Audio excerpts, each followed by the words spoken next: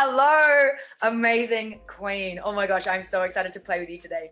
Hello. Should I put a crown on? Let's put a crown on. Oh, go on. Say queen. Do it. What time? Is Oh, yeah, I love it. Beautiful. Yes. I can put like feathers in Yes. mine. Yes. I've only got feathers. You won't see them if I put them on the top. All right. I'll just have a crown in I wish spirit. I could like just put this through the camera and just put it on my head. I won't wear it. It's uncomfortable. You can do anything. The vortex, right? Yes. Yes. Yes. Yeah. Everything. We're like yin and yang right now. We're truly like yin and yang. I'm so white and you're so beautiful and brown. Just say it, Allie, I'm black now. I like it. I never know what to say to be politically correct. I know, I bet. It's interesting. I'm like, I call myself a white girl. It's like, but if I say black girl, I don't know if that's offensive or that's a fine line. Some people get offended, some don't. So I just say dark skin. Yes. And white. Mocha. I say black because that's what I feel like it's cool. It is without, it doesn't even, it's so interesting, all the stories that come around it, and you have to be like, really, but it's just my intention anyways is fun. And if no one takes it that way, that's not my problem. Yeah, I love that. I don't know if it's different for you.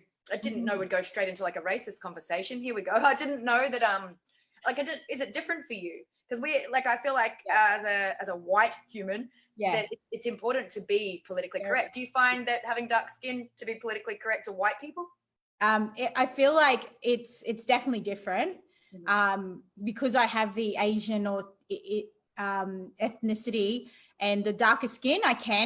I can be the one to make those jokes, and I'm okay with that. And I have white friends or Caucasian friends that play around like that with me, and I'm okay with it. But it's definitely something that it is something to be mindful of. Yeah, sure.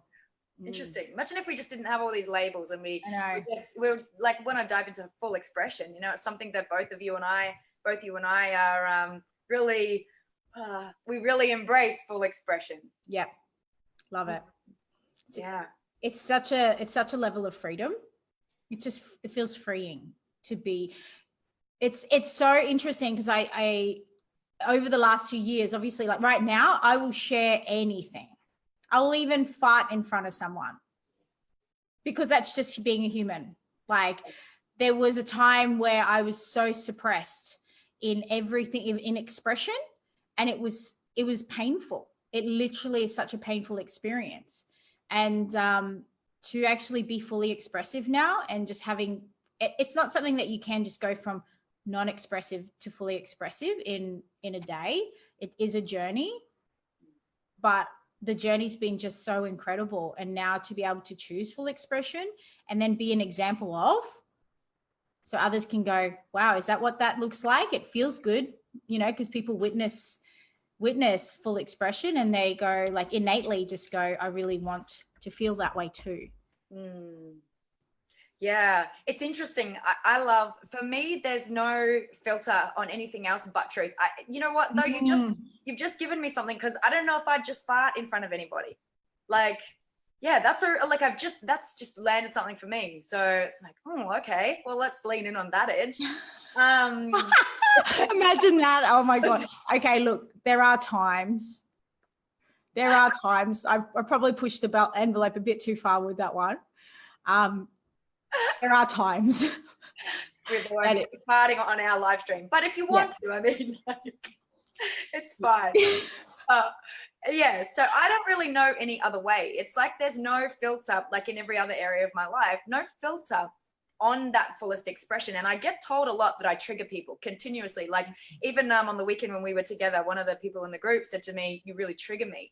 Like how is that? And it was that I speak fast, and that I'm just there, like to the point. I'm just there, and there's no bullshit and no beating around the bush. It just is. And for me, there isn't another way. And to continuously hear that that's a trigger for other people, I find it fascinating. And the reason that I got told this person was triggered was because they wanted to step more into their leadership.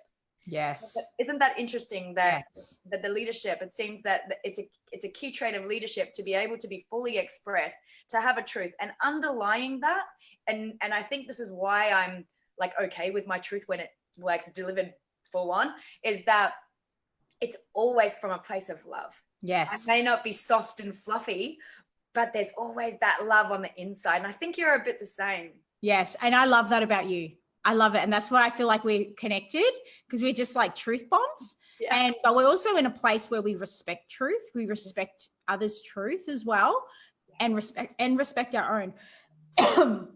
I don't get challenged by another person's truth. In fact, it lights me up.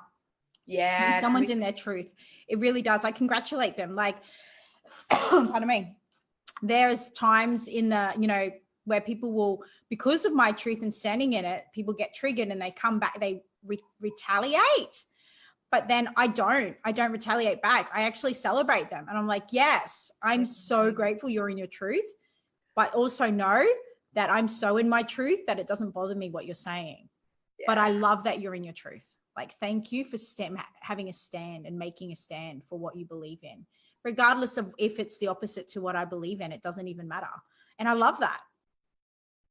Yeah.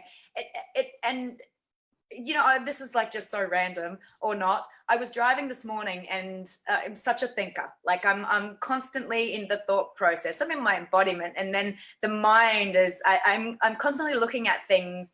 I think I'm just awake, like just so far awake. And I was driving home from my mum's this morning on the highway, and there was this guy, and he didn't seem like he was in an urgent rush. In the sense of like, he didn't look panicked when I saw him. It just looked like he was making a choice. And he came up behind every single car, like literally behind, and was like, let me push you out the way. This is what it looked like. I was observing and I was like, interesting. And you'd see each car like come over. It was because it was real, like so close. If I had to put my brakes on when he was doing it behind me, it would have just been like, boom, straight up.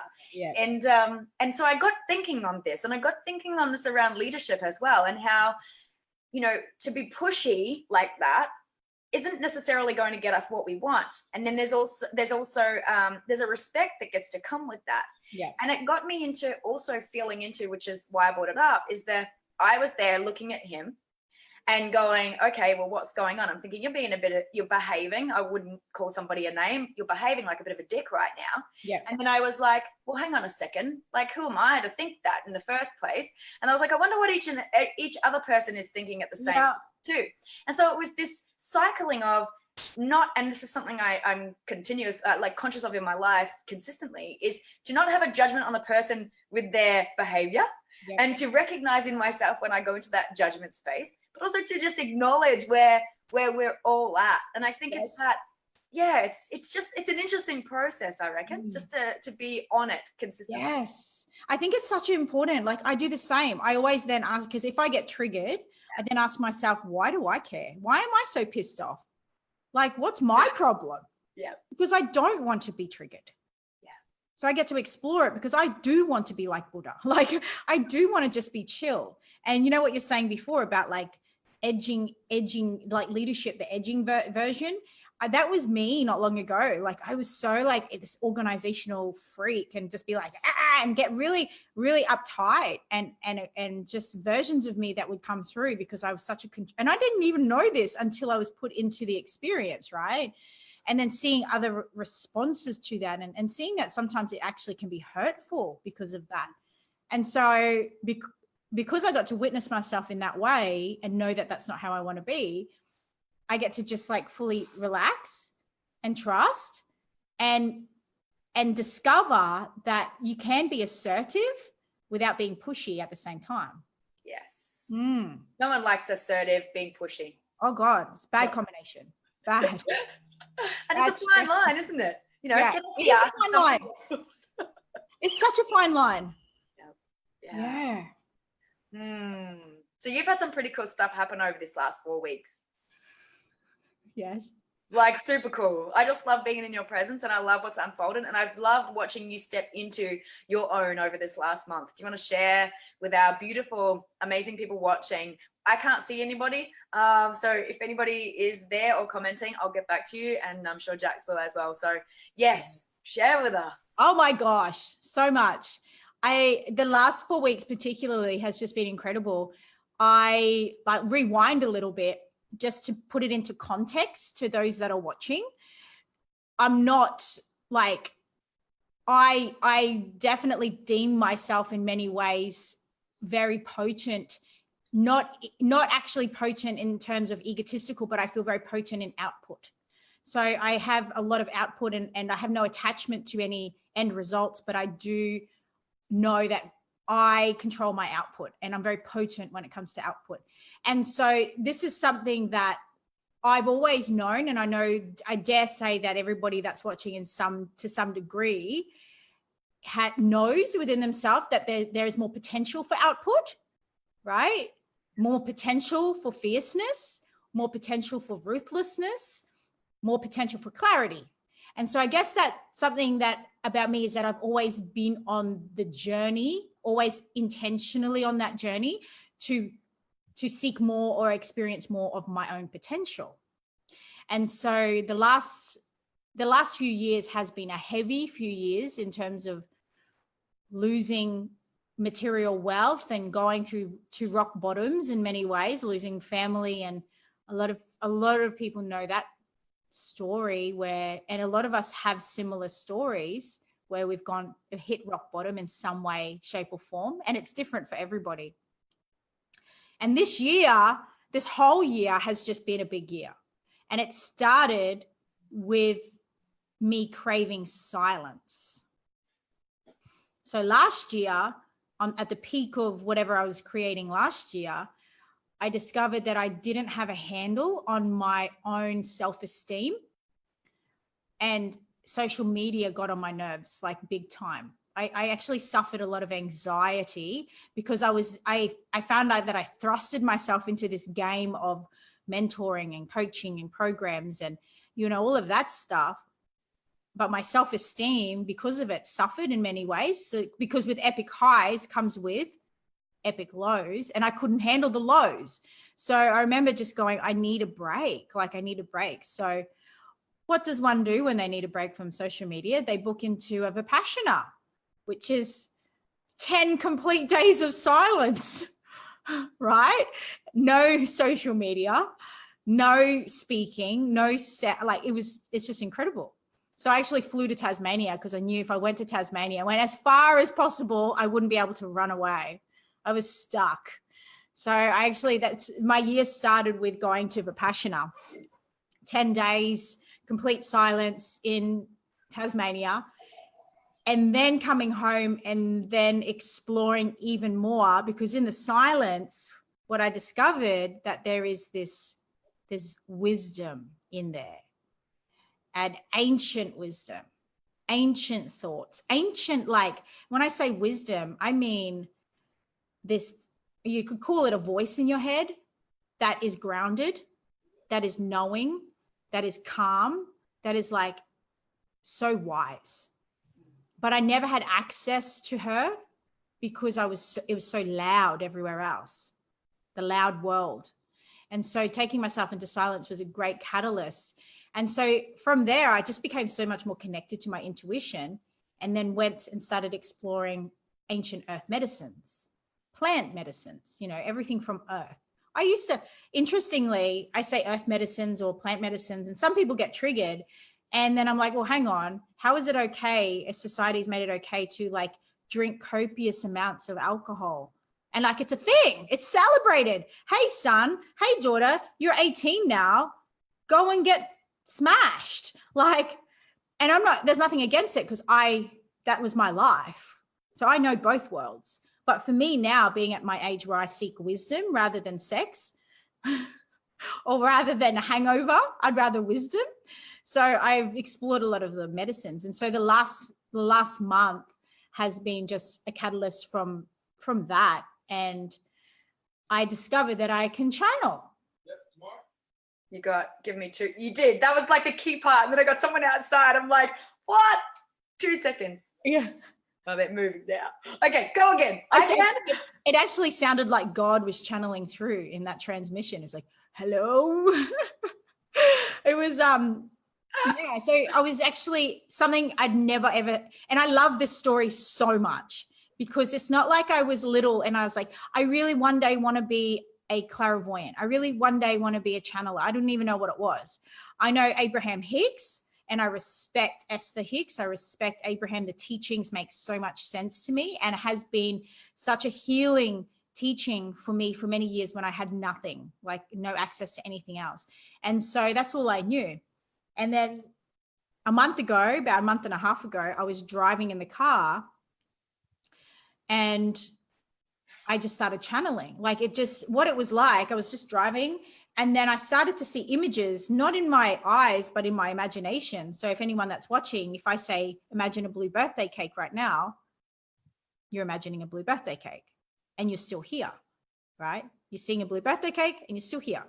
So this is what it was like driving. I was driving along, see images of 4 different beings, 2 extraterrestrial, 2 of ancient earth, warrior kind of beings, but then they're having a conversation through me, and what that looks like is this. It just kept coming through, and then when another being, I should say spirit, it sounds really creepy, and it was creepy at the time. I was freaking out, but loving it at the same time. I was loving it because I was just like, what is going on with me? But this is cool. My then, like when another being would speak through me, my mouth would drop a different way, and then another language would come through. And so I'm drooling and I'm crying at the same time because what was coming through was just so massive, like massive. It was such a big conversation. It was like, imagine this, like, being in like this cosmic room, but it was the shape of, where the Romans would fight. It was like that kind of thing. And they're having like this meeting from all of these planets. They've just come into this meeting and they're having this conversation through me about humanity, about Mother Nature, about Earth, about Pachamama, about the different star systems and why we've all come together at this time. It's just creepy as, but this was what's happening. And so ever since then, because of that gift that just literally landed, and I get to converse with the beings, this is the only way I could do, the frequencies. And I asked them, what's going on right now? Like, what is this? Like, am I going crazy? Am I actually going crazy?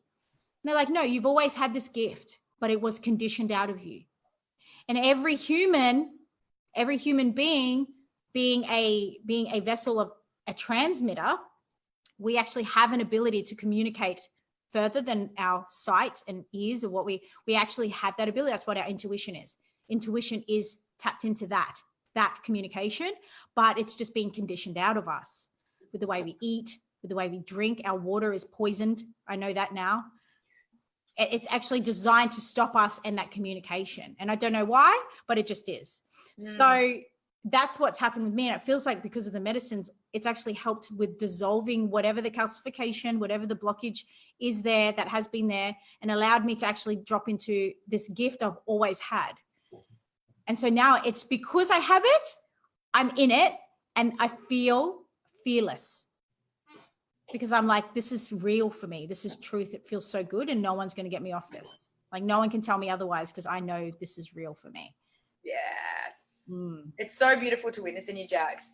Like, just spectacular. And I remember after I had my first plant medicine journey, my mediumship ability opened up, and my psychic ability as well. And it was like within a month of that happening, of the first time. And I also learned about our water, and I just wanted to share a bit more for people who aren't aware of this. And I guess, it's a bit of a, what do you call that? What's the wording that we talk about? The theory, what's it called? Conspiracy theory, Yes. Yeah, it's like, it's a bit of a conspiracy theory, but apparently our water, when we have the fluoride in it, calcifies our pineal gland, and our pineal gland is our connection to our source. And so when we're drinking water from our taps, when we're drinking fluoride water, then that can calcify our pineal gland so that we're not able to access as well as what we could. And when I found that out as well, I was fascinated. And also with what you were talking about, what I loved in my learnings was if we're not, like, around the age of 35, if we're not tapped in and aware of our abilities, it's kind of like our guides, whoever it is that's working with us is like, come on, Jax, have you got it yet? Yep. Have you got it? Are you ready? And then if you haven't got it by then and you're not getting the sign, it's like they will start to give you stuff so you realize. And I just think that's it's fascinating. And I love that we're born this way. I love that it's not just something that you wake up with. It's like it's something that maybe matures within us, and then when the timing's right, it comes out. And with you, I'm witnessing this beauty of, yeah, I'm not turning back now. This is it. I know my purpose and why I'm here, and it's just beautiful, Jax. Yeah. And then in saying that as well, you know, when we're not listening to our intuition, it translates into suffering. True. It does. It's not even a thing. I'm not making this up. We actually feel that's what depression, suppression equals depression. Anxiety, that second guessing ourselves, that's suffering. That is suffering. And so when we're not tuning into that, or even on the path of tuning into it even more, it's just a whole lot of suffering. And I know people who are, you know, a little bit old, like, you know, older in age, and that haven't tapped in, or just still in the fear around all of it, and they are suffering. They will admit it. Like, life is not abundant in expression, right? And so, and what you're saying in terms of the being born the way that we are, and then like discovering our gifts, is such a perfect balance of experiencing being human. Yes. And that respect of being human, and why we're here. Like, I'm not here to be a spirit. If I was a spirit, I would be air. If we're air, we can't experience anything. Right. And everyone's like trying to be this, like trying to be so spiritual that we're so air, like we'll die. Like, you basically, if you want to be that spiritual, you're going to that's what death is. Yeah. But we're here to not only experience being human, but to experience other humans as well. I like what you tapped into there around the depression and it being suppression. And I feel like the easiest way for us to tap in is to start speaking our truth. And I think that's often the hardest thing for people. I know it was for me. I remember when I did my Reiki, my 1-2 and my masters, my Reiki teacher, every time I was around her, she'd be like, and it wasn't hers, it was my stuff. And I just like had this, oh man, my voice was just so, it was just so shut down. And I think that's why I'm so passionate about full self-expression and speaking truth. It's been a journey of being able to be truthful. And if we did nothing else but tap into our own truth and we're able to start expressing that, then we would open up, and then we would be able to experience less anxiety, depression, suicidal thoughts and whatnot. But we're so, that conditioning piece of I have to be a certain way, or I can't say that because I might offend somebody else. It's like, this is how I look at it in my life. I am my temple. I am not going to put somebody else's needs before my own, not my son's, not my partner's, not anybody else's. My needs get to come first. If it doesn't feel good for me, then it's a no. Yes. And then I go from there with everybody else. And, you know, there's this bullshit around, oh, it's so selfish to have self first. I'm like, I wouldn't have it any other way. I think it's the most giving thing that we could possibly do, is to fully honor ourselves. And whoa, something just went across the screen and there's nothing in front of me. Did you? I know. I just saw that. That was in my screen. Whoa, I just saw that. That just creeped me out. Me too. There's nothing here but me. Holy heck. My whole body is just in goosebumps. Like full goosebumps. That is so amazing. Wow. Well, I'm interested to know what that was, or just feel that. I'm having a bit of a trip out. Honestly, we all saw that. We just saw that go over your, like it was like a flow too. It wasn't even like, it was just like. Yeah, it was dark and my heart's racing. Wow, that was beautiful. Wow, yeah, we feel you. They're liking this conversation. Yes, loving it. So beautiful. Yeah, so beautiful. Wow. I didn't even know what I was saying, that I'm just in full like. I love it, because you were transmitting truth. And that's the support, right? The truth piece. And you know, the thing is, what does it look like to be on a journey of just embodying and being like so virtuous to our truth? It means, like, for me, what it looks like is losing old friends, a lot of them. And it's been a lot of hurtful times because I've been so in my truth and never intentional to hurt anyone, but people take it different ways. And so it can be like, I remember not long ago, earlier this year, where I'm just really so in my truth, and I I received information that there was a wedding on of a really good friend on that weekend, and I didn't know about it. And that was crushing. It was crushing. I was sitting on my couch, bawling my eyes out, questioning my truth. And then I asked myself, we want to be liked. It's our human need is to be liked. I was like, what am I doing? Am I doing the wrong thing by being my truth? And like, but then, you know, the thought that came through was,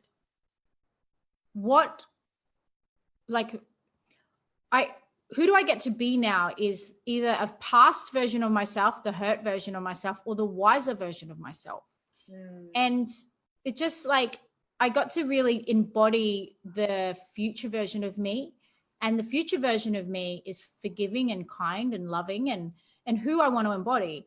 And so instead of the old patterns that would have been like trying to figure out why and chasing like a reason for the validation, I just got to embody the loving version of me and just basically send the message of love and say, I hope you have the best day. Like, I love you so much. Yeah. This is all about you. And I just, you know, and being able to embody that, it basically was the test for me, the test of where I'm going and who I get to be for the world or whoever it is that I get to serve. And so it was and that's what it looks like. It's not an easy path to be in your truth, but I tell you, it's worth it because the experience of life now is now because of the old relationships or the relationships that weren't in alignment with where I'm going. I now have completely beautifully deep relationships with the humans who are meant to be in my life. And there's a closeness that I've never experienced before. And this is what we get to create when we're in our truth. Yeah, I love that. Have you experienced that before, Allie? Like I've been a bit the opposite. I was never a person who had a lot of friends. So I've always lived my life in such a way up until recently where, over the last 12 months, where I just had minimal people in my life. My family, some stuff with my family shifted a lot last year, and I needed it to shift because there was a paradigm that was going on, and there was a you know, our families are our greatest teachers, right? And they know us from when we're little and they see us grow up. And I found with my family that I was one way with everybody else. And then with my family, I was this version of me that I'd been my whole life growing up, the version that I didn't love. It was the firecracker. It was the, I don't give a crap what you say, what you do kind of thing. It's just like, and that's not how I'd become. You know, it was the fire that just cuts down. And even though I was loving and whatnot in those moments, though, it wasn't. And I found that, you know, my sister said something to me. She said something about people are too scared in our family to talk to me when something comes up. And it was like, there was a lot of learning. It's like, okay, cool. Well, that's firstly and foremostly, there's their stuff going on. Mm-hmm. And at the same time, I looked inward and I'm like, well, if that's how the whole family feels, is there some truth in that for me? And what I looked at was there was some truth. There was some truth for how forceful I could be in my beliefs and how forceful I could be in my way of sharing with them. And so I chose to disconnect from my family for a while, to to shift through and create a new paradigm with my family, because I didn't want to be that person. I didn't want to be known that way. I wasn't that way. And not anymore. And so, yeah, I found that. And now for me, I found I've opened my heart up to receive more people into my life. However, in saying that, I'm very particular with who I choose to have in my life. Yes. on a intimate basis. Yes. Because I'm not into story, and I'm not into where people have come from. I'm into, you know, what we can do for the planet and deep conversation. Yes. and ETs and yes. You know, big visions and having things go across the screen mid-conversation and it be normal, bit of a flip out, but be normal, you know, like they're the kind of things I love. And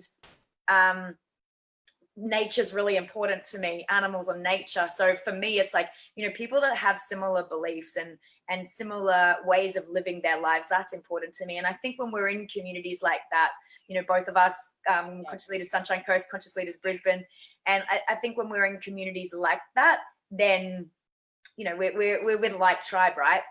And I always still have a reason, season, and lifetime. I love that. There's no attachment to me how long somebody's in my life. Yeah.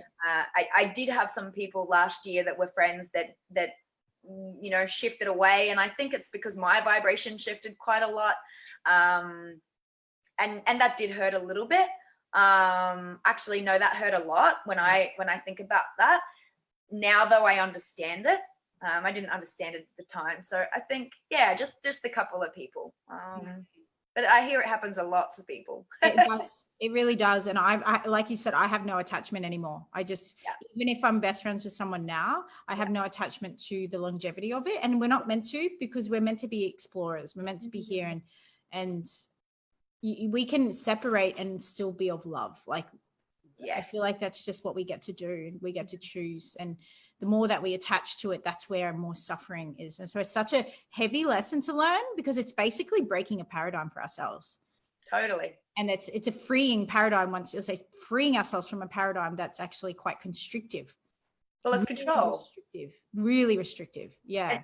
We're shifting out of control. Exactly. We've got an issue with what somebody else does, and we're not thinking about ourselves first. We're thinking about them and their actions. So it's like, let me control this. Please don't go away. Why are you doing that? Opinions, judgments, all of that. And it's like, when we come from that state of pure love, when we come from that state of self-respect, when we look at everybody as an extension of ourselves, when we're treating everybody and the whole earth from a state of love, then there's none of that stuff going on. And if there is the trigger point, like wasn't even a trigger for me this morning, it's just observation of what was going on in my mind with that guy in the car. It's like, there's no fierceness or no projection going on. And I think for me, that's been an intentional journey to come to that place of pure love. It's been a journey of, I'm 40 in like a week and 2 days.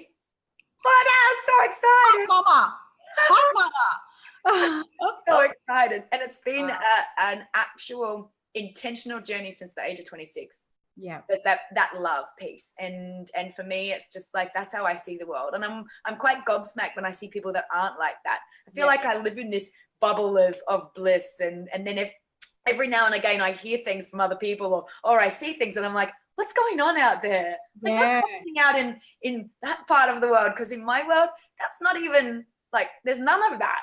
Yeah. So it's so interesting when you are like, when we are in this bubble, we just don't witness it. It just no, you don't. It's like the things that I hear sometimes in some like communities, and when I say communities, not like just even like workplaces, that's like a little community, just the type of industry or something like that, and the bitching and things that happen, and I'm just like, it just doesn't exist in my world. It just doesn't exist. And I guess it's because we have such solid boundaries. Yes. Such solid boundaries around it and who we actually spend time with.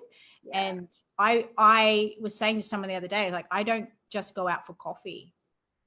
I can't. Like, unless it's a conversation that's fucking deep, like earth central core deep, like so deep, I would rather be at home and creating. And I'm okay with that. I'd rather be alone than be just going for coffee and talk. And it's not it sounds really, it doesn't matter how it sounds, but that's just the truth for me. It's just the truth. I can't actually sit and have a conversation about TV. I can't have a conversation about things that are going wrong in life because of there's a version in me going like, well, you've created it. Like, I'm the worst person to have a conversation with. Yeah, I'm the worst person because I just don't have tolerance. Like, I just know, like, well, you're doing it. Why you keep doing it? Yes. Don't put it on them. Like, I won't side with anyone. I can't. If someone's having a problem with their boyfriend, I won't side with them. I just go, well, why are you why are you doing that? Yeah. Why are you letting it happen? Like, oh my God, I'm the worst. I'm the same. And I've softened in it because I used to be like, I would be like that. Yeah. My dad said to me, you've got to stop being so truthful. People don't like it. I'm like, I can't. However, I've softened it because it used to be like, well, that's your problem. You know, you're doing this. Like, you used to have this harshness. And now I'm like, that's interesting, isn't it? You know, what about this? And what about that? But I'm exactly the same. I cannot tolerate it because we create our realities, and I'm choosing to create an exceptional one. And I'm not interested in being around spaces like you, Jax, where it's not that. And you said something before about our boundaries. Do you know, 3 years ago, 4 years ago, I didn't even know what a boundary was. Me too. And my boss at the time, and I just had a moment of gratitude. And this is something that had not been there before. This was just pivotal for me then with something you said, and like probably a bit of a healing in a sense. I was working for somebody who was my manager, and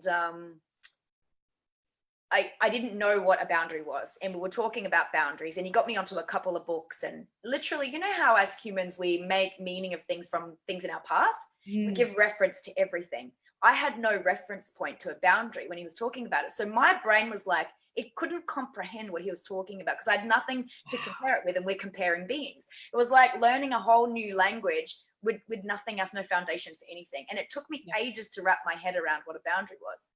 And my gratitude in this just came then, because that relationship was tumultuous, and it got to a point of like it was the worst working environment I've ever been in, and the control and the putting down and the way that I was treated in that was interesting, and take full ownership. I called that in. Now looking at that, it's interesting because he taught me boundaries, and now I'm so bloody clear on my boundaries. So I just had a gratitude moment for, whilst that relationship was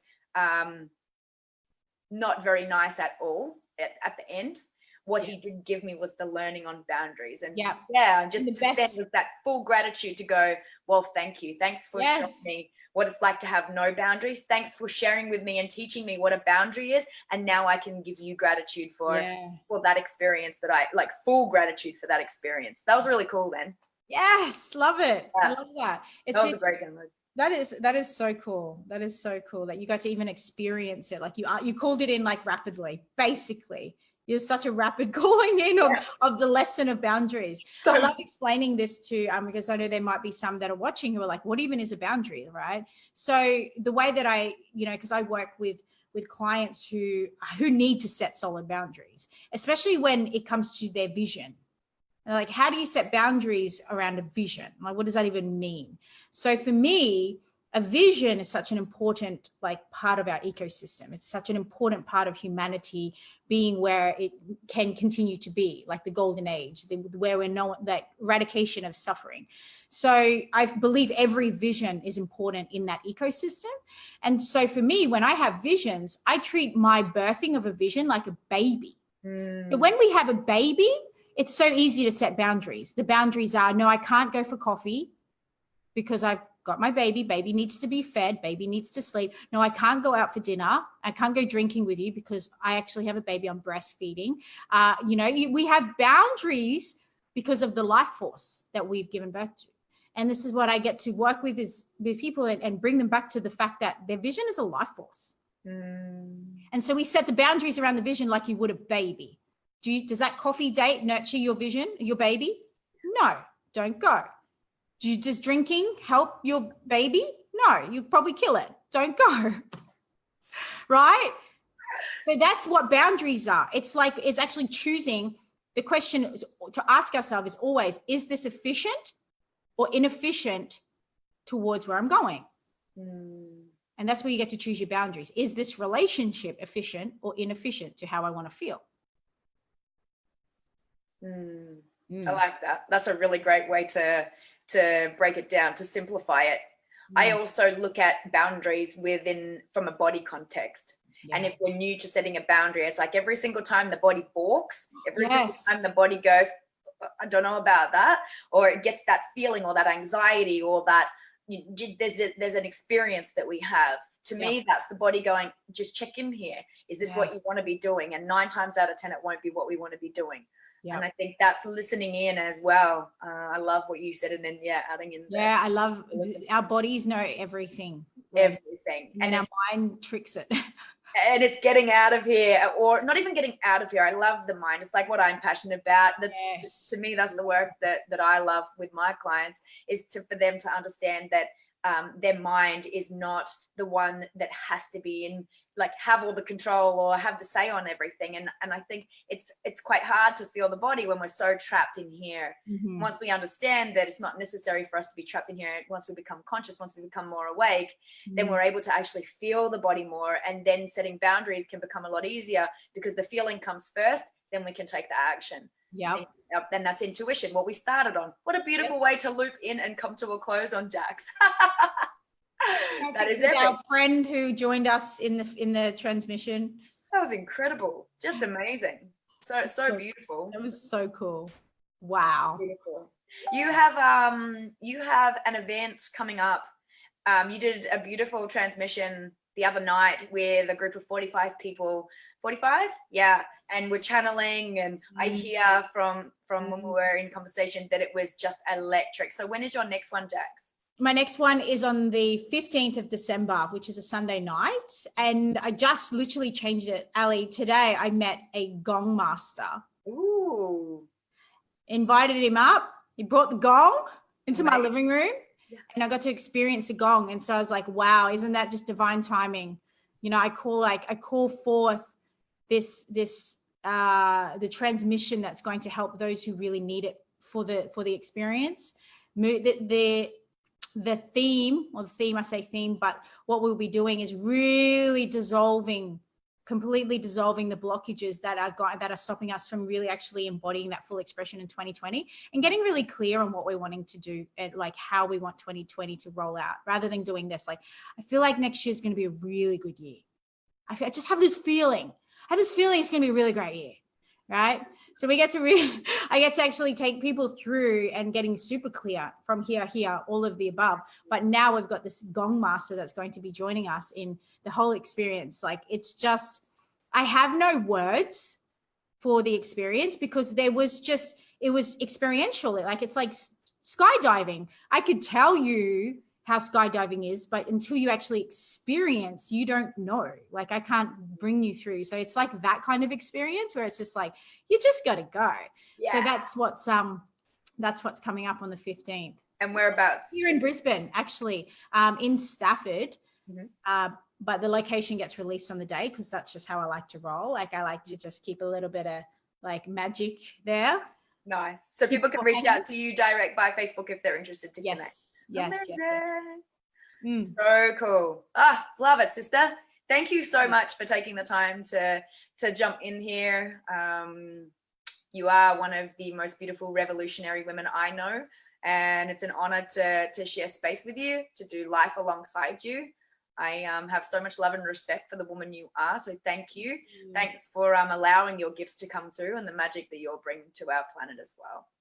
Thank you so much, Allie. And thank you for hosting this experience in this space with the three of us. It'd be so funny if it just flashed back up now. And I just love you, like, honestly, and I think I've shared this with you before, but at the beginning of the year, I like frothed over you. I was just like, oh my God, because I watched you do a money dance in a training once.